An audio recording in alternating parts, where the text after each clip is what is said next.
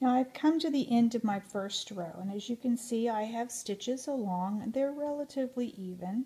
Sometimes you can pull them just a little bit and get them more even, but placement as you put them originally is very important, as is tension on your thread as you're tightening them down. Now at the very end of the row, I have to decide whether or not one more stitch will fit, or whether or not I should just end the row like this. So what I'm going to do is I'm going to just end the row. I don't think I can fit another stitch here. It'll look crowded. So to end the row, I take the thread underneath the coordinate after the final stitch to the outside. It needs to be placed approximately where it's even with the edge of the stitches and not pulled one way or the other. So it needs to be in line with this stitch. And then you come around at least one more time, just whipping it to the coordinate thread, so that you've left a space here by placing an extra thread before you go back to do the rest of your work. Now you can continue back making the stitch this way to have a second row of single Brussels. And as you do, that tends to roll on you and become very difficult to do. So many stitches are started with a single Brussels and then moved to another stitch. You can continue to do single Brussels.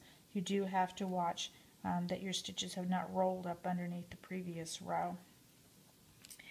It is a little bit harder to do than it sounds. The next stitch we're going to do is called corded Brussels, and that stitch is easier to do than single Brussels because it doesn't tend to roll on you. And to do corded Brussels, we would move immediately into what's called laying the cord from this stitch. So I would take this cord and I would pull it up to the other side and estimate where I want it to be. I want it to be pretty evenly spaced. Where do I want it to lay? And I see that I want it to end right here. So I'm going to go underneath with my needle where I want that cord to lay and pull through. Easier said than done sometimes. As you can see, I've laid a cord in underneath my stitches. And then I'm going to go beside it and anchor it down, just with a whip stitch around the coordinate.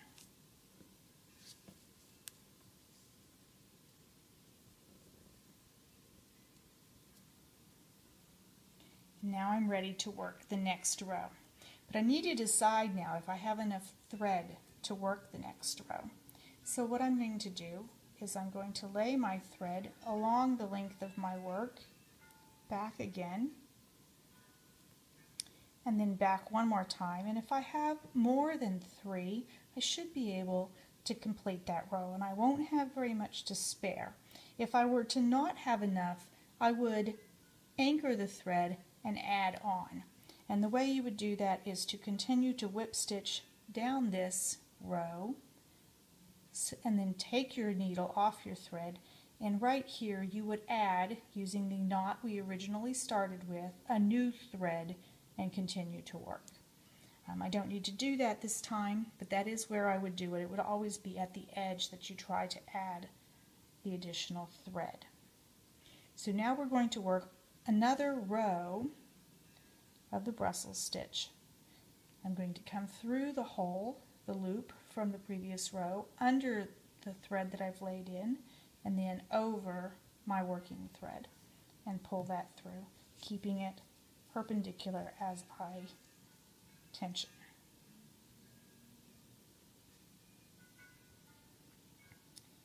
Then I'm going to do the next one through the loop of the previous row, under the cord, and over my working thread. This stitch is called corded Brussels stitch. You would continue until you reach the other side. One more time, through the loop in the previous row, under the cord, over my working thread, tension.